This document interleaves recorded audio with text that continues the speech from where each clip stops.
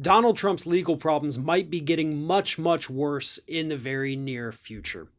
Last week, lawyers for E. Jean Carroll, the reporter who says that Donald Trump sexually assaulted her in a department store changing room back in the 1990s, her lawyers submitted a motion in court to expel the U.S. Department of Justice from the case.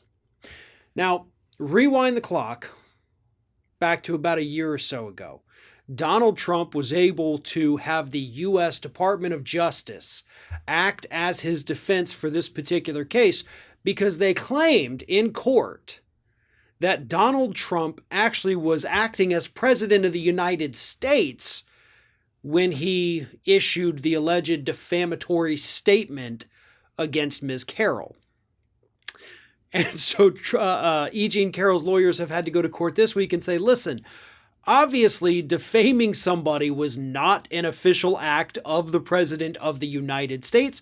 He was not acting within his official capacity, and therefore this was not an action done by the President that would warrant the entire Department of Justice getting to work on the case for him. And we move to expel the DOJ. Trump has to get regular lawyers. It's honestly a pretty straightforward matter. And again, it creates an interesting legal question here.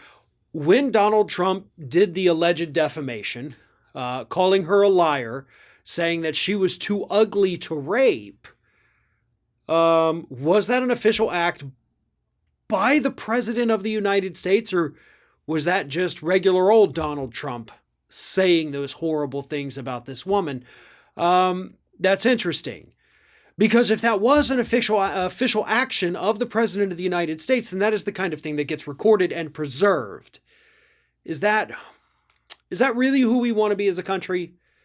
I mean, it is who we are as a country. Let's be honest with that. We know very well what this country is and what Donald Trump is, so it would kind of serve us right. But at the same time, Donald Trump does not deserve any of the legal protections that the U.S. Department of Justice would be able to offer him. Obviously, since this is a defamation case, this would in fact go in front of a jury eventually. And that jury is automatically going to be slightly tainted, at least, when knowing they're going or hearing from the actual United States Department of Justice. That carries a lot of weight, especially in jury trials, and it's basically their way of putting the thumb on the scales of justice to tip it back their way.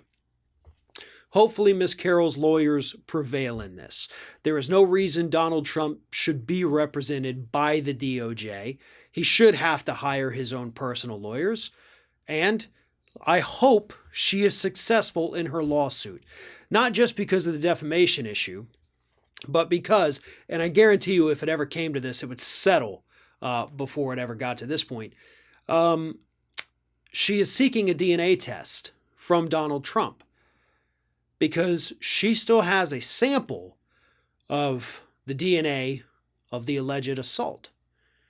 So, if his DNA matches the DNA on her outfit from that day, she couldn't have been lying, and therefore Donald Trump did in fact defame her. That is what this entire case hinges upon, by the way.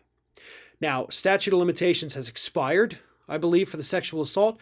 There may be certain loopholes and extensions, so maybe if she's able to prove that, they can go back and take that to criminal. But at the very least, the outcome of this case could tell us for a fact whether or not Donald Trump did in fact sexually assault this woman. Today's video sponsor is COVID Rescue Fund, and right now you can go to covidrescuefund.org and help them raise money for small businesses that have closed as a result of the pandemic. Here in the United States, over the last year, more than 100,000 small businesses have had to shut their doors because of the effects of the COVID-19 pandemic. And covidrescuefund.org is raising money to help these businesses reopen. Now, we all know Congress has released money. A lot of it got gobbled up by major corporations, but the rest of it went to help businesses to keep their doors open.